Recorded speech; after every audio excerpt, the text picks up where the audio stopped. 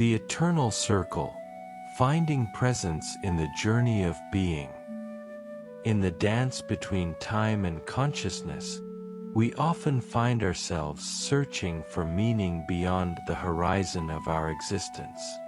Yet perhaps the most profound wisdom lies not in some distant destination, but in the very soil beneath our feet, in the air we breathe, in the silent space between thoughts.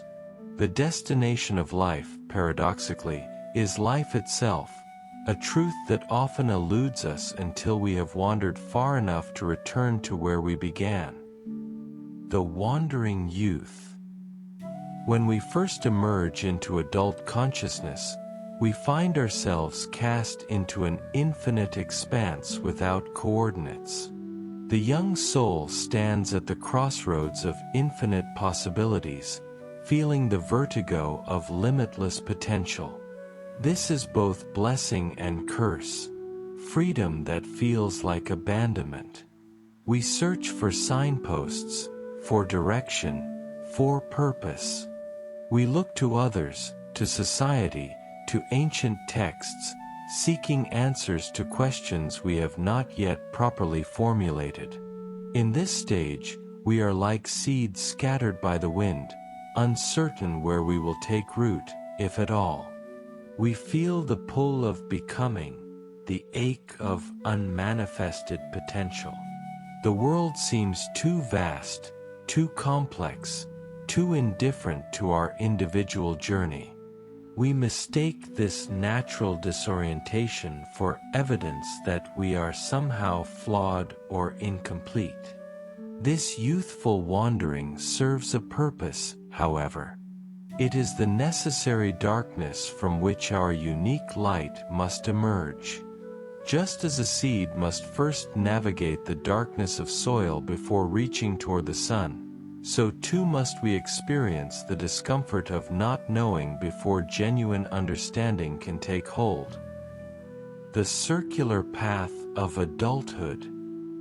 As we settle into the rhythms of adult life, we often create the illusion of forward movement. We pursue goals, acquire possessions, build relationships and reputations, all while believing we are progressing toward some ultimate destination. We mistake change for growth, motion for evolution, acquisition for fulfillment. In this middle phase, we become like travelers who have convinced themselves they are exploring new territories while walking in an elaborate circle.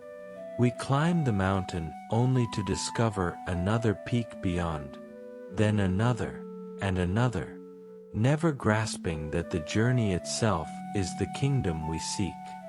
We chase the horizon, not understanding that it exists only as a relationship between perception and distance, forever receding as we advance. Yet even in this circular wandering, wisdom gradually accumulates. Through repetition, through success and failure, through joy and suffering, we begin to notice patterns. We start to see how our internal landscape shapes our external reality.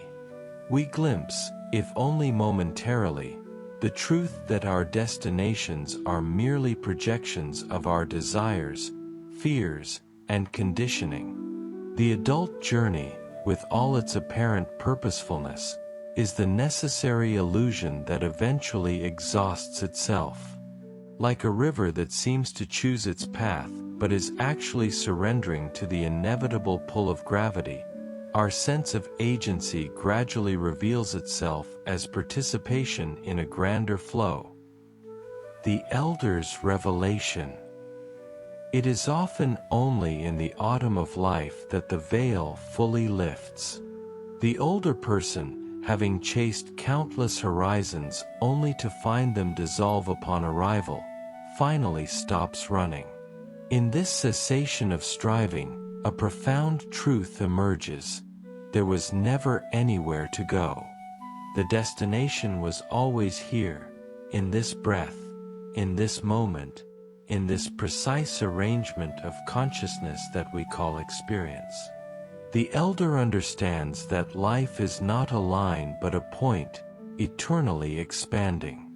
Not a journey to be completed, but a dance to be danced. Not a problem to be solved, but a mystery to be lived. The search for meaning beyond the present moment is recognized as the very obstacle to finding it. In this recognition lies freedom beyond imagination. When we cease trying to arrive, we discover we have never left.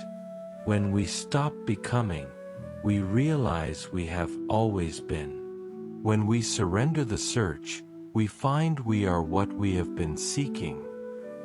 The eternal now.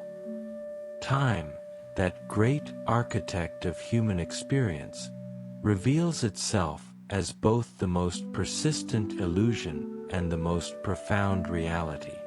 Past and future exist only as concepts within the mind, while the present moment, this eternal now, is the only place where life actually happens. Consider how a river appears to flow, to have direction and purpose, yet from a higher perspective, it simply is. The water molecules may change position, but the river itself neither comes from anywhere nor goes anywhere. It simply manifests in the eternal present, changing form but never essence. So too with consciousness, with life itself. We appear to move through time, yet time moves through us.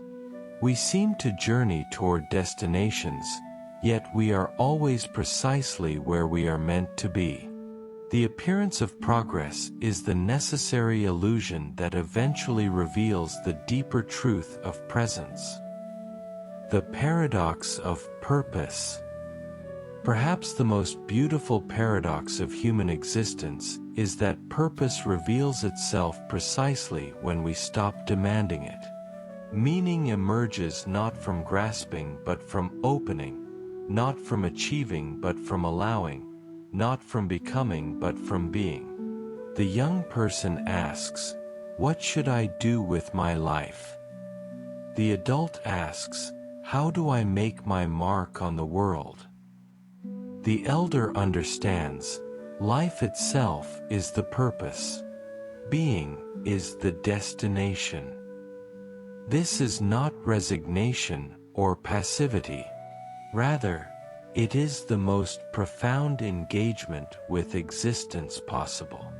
When we recognize that life is not a means to an end but an end in itself, our actions flow not from ambition or fear but from authenticity and presence. The circle completes itself. In the end, we return to the beginning, but with eyes that can truly see.